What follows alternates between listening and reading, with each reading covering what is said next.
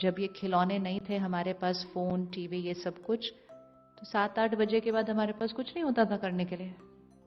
तो जब कुछ नहीं होता था तो थोड़ी देर सबके साथ बैठते थे, कोई किताब पढ़ते थे, खाना खाते थे, सो जाते थे, अपने आप हो जाता था वो सब कुछ। तो इसीलिए अगर इस 25-30 साल का हम ग्राफ बनाएं तो फिजिकल हेल्थ इश्यूज, फिर मेंटल हेल्थ इश्यूज, फिर रिलेशनशिप इश्यूज, ये सब इस टाइम पर हुए। क्योंकि अब हमारे पास इंगेज्ड रखने के लिए अपने माइंड को बहुत सारी चीजें आ गई हैं। ये सारे साधन हमारी लाइफ को कंफर्टेबल बनाने के लिए आए थे, एंड रियली उन्होंने हमारी लाइफ को बहुत कंफर्टेबल बनाया, लेकिन हम उनको ठीक से यूज नहीं करते, तो हम उनको यूज करके अपनी लाइफ को अनकंफर्टेबल बनाते हैं।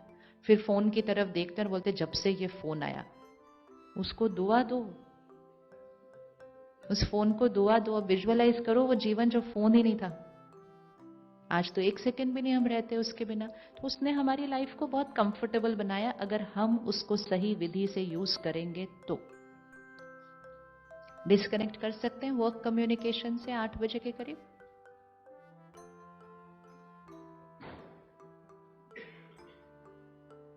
यस और no? Yes, it's a choice. क्योंकि जैसे खाना डाइजेस्ट हो जाना चाहिए सोने से पहले, वैसे यहां भी सब कुछ साइलेंस हो जाना चाहिए सोने से पहले। रात को सोने तक ईमेल, मैसेज, और फिर ईमेल मैसेज पढ़ के फिर सो जाते हैं, तो फिर तो बॉडी सोएगी, क्योंकि इसको तो काम दे दिया, इसको काम दे दिया, सोने से पहले कुछ पढ़ लिया। पर थके हुए इतने थे तो हमें लगा हमें नींद आ गई है। शरीर सोता है, मन के पास बहुत कुछ है सोचने के लिए। कम से कम 2 घंटे दीजिए इसको अपनी सारी फाइल्स को क्या करने के लिए, शट डाउन करने के लिए। फिर 1 घंटा पहले बाकी सारे सीरियल, गाने, पिक्चर सब बंद। एंटरटेनमेंट, वैसे वो एंटरटेनमेंट है नहीं अब। वो एंटरटेनमेंट मतलब हमने समय निकाला डी स्ट्रेस होने के लिए। हम कहते हैं ना to destress. Destress अगर हो रहे हैं तब होंगे अगर आत्मा की शक्ति उस कंटेंट को देखने के बाद बढ़ती है। अगर घटती है तो वो डी स्ट्रेस नहीं, स्ट्रेस है, वो स्ट्रेस है। तो 1 घंटा पहले डिस्कनेक्ट फ्रॉम ऑल। रात को जस्ट जब बेड पे बैठते हैं फिर अपना फोन स्क्रॉल करने लगते हैं, no.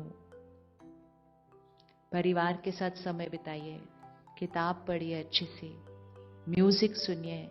Just start slowing down your mind before going to sleep. Doctors तो ये तक कहते हैं लाइट को चेंज कर दीजिए 1 घंटा पहले कमरे की। मतलब एकदम से आप नहीं बेड पे जा सकते, उसको पहले क्या करिए, prepare to go to sleep. और फिर सोने से पहले जब बेड में बैठ गए 15 मिनट अपना टाइम, कम से कम 10 मिनट सोने से पहले हाई वाइब्रेशनल वर्ड्स कंज्यूम करने हैं। प्योरिटी, पीस, कंपैशन, क्षमा, सम्मान, ऐसा कंटेंट कंज्यूम करना है जो हम बनना चाहते हैं। करेंगे आज से? इसीलिए स्पिरिचुअलिटी बहुत इंपॉर्टेंट है, क्योंकि वो स्पिरिचुअल कंटेंट है, वो भी कंटेंट ही है। आप कोई किताब पढ़िए, कोई वीडियो देखिए, कोई ऑडियो मैसेज सुनिए, कुछ भी करिए, कुछ लिखिए, लेकिन लास्ट 10 मिनट्स, 15 मिनट्स यहां पर हर शब्द जो जाएगा वो हाई वाइब्रेशनल शब्द होना चाहिए, क्योंकि जो लास्ट लेयर ऑफ इंफॉर्मेशन यहां जाएगी वो सारी रात पर काम करने वाली है। अब अगर मैंने नेगेटिव वर्ड्स डाल के सोए तो अगली सारी 6 घंटे शरीर को भी नेगेटिव वर्ड्स मिलेंगे, और प्योर वर्ड्स डाले तो शरीर को प्योर वर्ड्स मिलेंगे।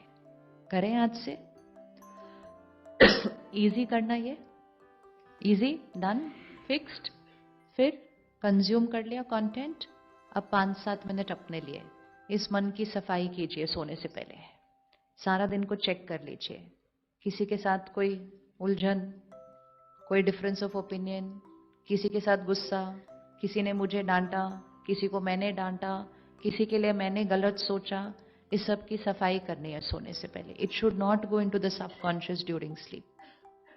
मन से उनको क्षमा कर दीजिए और मन से उनसे क्षमा मांग लीजिए।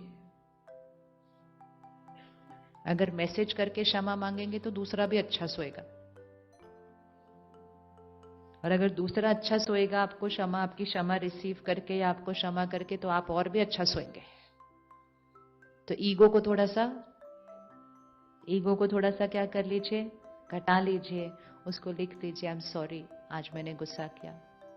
इतनी दुआएं आएंगी ना सडनली वहां से कि आपको इतनी अच्छी नींद आएगी उसके बाद, सिर्फ एक सॉरी लिखने के बाद। क्यों? क्योंकि आजकल दूसरे की शक्ति भी घटी पड़ी है। पहले तो बहुत कुछ भी बोल दो तो लोग भूल जाते थे, आजकल एक वर्ड बोल दो तो उसको इतना पकड़ के रखा हुआ है। तो वो एक वर्ड जो हमने बोला उन्होंने पकड़ के रखा, तो उनका दर्द किसकी तरफ आ रहा है? किसकी तरफ आ रहा है? अपनी तरफ। सॉरी बोलिए। इवन अगर आपको लगता है कि आपने गलत नहीं किया तो आप उनको क्लैरिटी से बोलिए, मुझे ऐसा लगता है जो मैंने किया वो सही था, लेकिन आपको दर्द हुआ ना, उस दर्द के लिए मैं सॉरी। उस दर्द के लिए मैं सॉरी। मेरा इंटेंशन आपको दर्द हो वो नहीं, बट मुझे अभी भी फील होता है कि जो मैंने किया वो मेरे लिए राइट था। हो सकता है टुमारो आई चेंज, लेकिन सॉरी बोलकर दूसरे के मन को क्या कीजिए, शांत कीजिए। और हमारे साथ किसी ने कुछ किया तो बोलो I forgive, it's over, finished. मुझे पता है ये आपका संस्कार था या उस टाइम आपका मूड था, राइट इट आउट। ऐसे ही सोने नहीं जाना है। थोड़ी सी सफाई रात को सोने से पहले बहुत जरूरी है, नहीं तो वो बातें जो रात को ऊपर ऊपर की लेयर पे थी अगली 6 घंटे में कहां चली जाएंगी? क्योंकि आपको पता है रात को हमारे को सारी वो बातें याद आती हैं जिसके साथ हम कंफर्टेबल नहीं है। कोई चिंता है वो सोने से पहले याद आ जाती है, शरीर में दर्द हो रहा है सोने से पहले याद आ जाता है। Never take a negative thought to bed. याद है पहले सिखाया जाता था झगड़ा हुआ तो सुलझा कर सो, झगड़ा लेकर सोने नहीं जाना, क्योंकि झगड़ा डीप चला जाएगा नींद के अंदर। तो एक बीज है जो ऊपर ऊपर है, सीड, लेकिन रात को वो सीड ऊपर ऊपर नहीं रहता, रात को वो सीड किधर चला जाएगा? तो नीचे। इसीलिए बातें भूलती नहीं है, याद रहती है ना बातें। किसी ने कुछ कर दिया, कुछ है, वो याद रहता है क्योंकि सोने से पहले साफ नहीं किया था। अब वो बात यहां नहीं है, अब वो बात कहां चली गई है? हमारे को बचपन की बातें भी याद रहती हैं, उस दिन उसने ऐसा किया, उस दिन वैसा किया, वैसा किया, because we did not clean the mind. So make this a daily fixed habit. I have to clean my mind before going to sleep. कोई चिंता है जिसका अभी कोई सोल्यूशन नहीं है, तो भी अपने माइंड को एक पॉजिटिव थॉट दो। सिर्फ इतना भी अगर बोलो कुछ भी नहीं है, छोटी सी बात है, हम कर लेंगे इसको, वो माइंड बोलेगा ठीक है और सो जाएगा। लेकिन ऐसे थॉट के साथ सोई, क्या होगा कल, कैसे होगा, वैसे होगा, बच्चे की फीस कैसे देंगे, ऐसा सोच के सोएंगे तो सारी रात के अंदर वो थॉट क्या हो जाएगी, इतनी ज्यादा इंटेंसिफाई हो जाएगी कि सुबह उठ को तो लगेगा कोई सोल्यूशन ही नहीं है मेरी लाइफ का। That is where every day it just goes deeper and deeper and deeper. फिर रात को सोने से पहले हम मेडिटेशन करते हैं कि खुद से जितनी सफाई नहीं हुई, अब परमात्मा से कनेक्ट कर लें, परमात्मा की शक्तियों को अपने अंदर भरें और परमात्मा की शक्ति से मन की सफाई करें। वो हम कल से सीखेंगे, मेडिटेशन जब सीखने आएंगे। सीखेंगे ना मेडिटेशन कल से? सीखना ही है, क्योंकि इस समय की बातें और हवा में इतनी सारी चीजें हैं कि अपनी शक्ति से उसको पूरी तरह से साफ करना, प्रोटेक्टेड रखना है ना इसको, तो सारी दुनिया की वाइब्रेशन से भी इसको प्रोटेक्टेड रखना है, और इसको प्रोटेक्टेड रखने के लिए हायर वाइब्रेशन की यहां जरूरत है। अपनी वाइब्रेशन से हो भी नहीं रहा। अब जब तक हम मेडिटेशन सीख कर करना नहीं शुरू करते हैं, तब तक हम संकल्प लिख लेते हैं आज कुछ, जिससे हम अपना मिरेकल क्रिएट करने वाले हैं। क्योंकि थर्ड स्पिरिचुअल लॉ ये है कि संकल्प से सिद्धि होती है। जिस भी संकल्प को आप बार बार दोहरा लीजिए, उसने सिद्ध होना ही होना है। इसके तो इतने इतने इतने सारे एक्सपीरियंसेस है सबके। सिर्फ संकल्प कर लीजिए, उसने सिद्ध होना ही होना है। पहला संकल्प, खुशी चाहिए थी ना, पहला संकल्प, आई एम ऑलवेज हैप्पी, मैं सदा खुश हूं। ये नोट कर लेने अपने पास या रिकॉर्ड कर लेने। हम 10 संकल्प बनाएंगे, अगले कुछ महीनों तक हम ये 10 संकल्प रोज रिपीट करेंगे। मैं सदा खुश हूं, मैं शांत हूं, स्थिर हूं, आई एम पीसफुल, काम एंड स्टेबल, मैं निडर हूं, I am fearless, I am confident.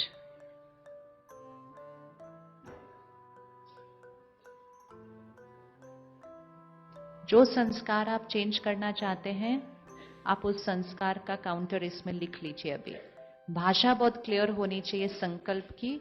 जो हम चाहते हैं कि हो, हमें क्या बोलना है? जैसे हम खुशी चाहते हैं तो हमें ये नहीं बोलना मुझे खुशी चाहिए, हमें क्या बोलना है? आई एम हैप्पी, मैं सदा खुश हूं। क्योंकि जो संकल्प करेंगे वो सिद्ध होगा। इसको इक्वेशन को देखिए, अगर मैंने संकल्प किया मुझे खुशी चाहिए, तो सिद्धि में क्या आएगा?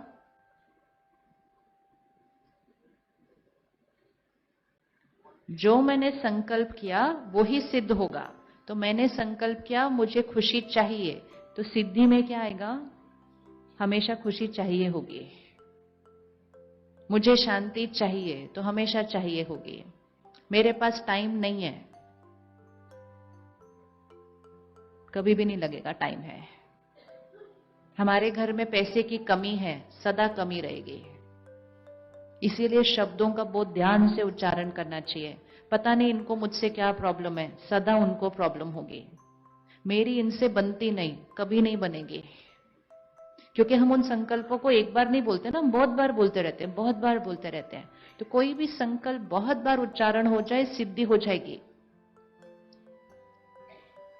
मुझे ये बीमारी हो चुकी है, मुझे डायबिटीज है, ओ, कभी नहीं बोलना चाहिए, कभी भी नहीं बोलना चाहिए। डॉक्टर ने कहा है जीवन भर दवाई खानी है, पक्का खाते रहेंगे। क्योंकि फर्म कन्विक्शन और फेथ आ गया माइंड के पास कि ये तो ठीक होने वाली नहीं है, तो नहीं ठीक होगी। दवाई खाना है, इलाज करना है, लेकिन साथ में पावर ऑफ माइंड को यूज करना है। एक दिन करके देखिएगा, रात को सोने से पहले अगर आपका घुटना दर्द हो रहा है, सिर दर्द हो रहा है, पीठ दर्द हो रही है, आप जिस सोने से पहले बोलो बहुत दर्द हो रहा है, बड़ा ही दर्द हो रहा है। अब ये लास्ट थॉट रखो, बड़ा ही दर्द हो रहा है, और सो जाओ। सुबह सुबह क्या होगा? मतलब आपने सोने से पहले कंट्रोल रूम में ये इंस्ट्रक्शन दे दिया कि अगले 6 घंटे कौन सी थॉट रेडिएट करनी है? बहुत दर्द हो रहा है। सुबह आप उठेंगे, पहला थॉट आपका आएगा बहुत दर्द हो रहा है। और शरीर को तो वो पेन मिला ही है थ्रू द माइंड। अब ऑपोजिट करके देखते हैं।